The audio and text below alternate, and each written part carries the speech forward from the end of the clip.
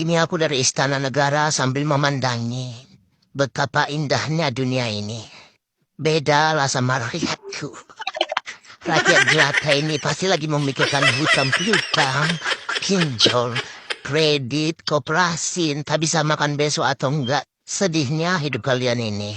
Tapi tenanglah wahai rakyat jelataku yang berada di bawah garis kemiskinan. Kan papiku udah bikin banyak program tuh untuk kaum miskin kayak kalian ini. Bansos, makan gratis, nanti mungkin ada lagi program lain. Kami mengerti kok, wahai rakyat kismin. Papiku udah memikirkan semua itu untuk kalian. Gak usah sedih, gak usah nangis kalian. Ya udahlah, kalian doakanlah papi aku bisa berapa periode biar kami bisa membantu kalian kaum-kaum rakyat jelata yang di bawah garis kemiskinan.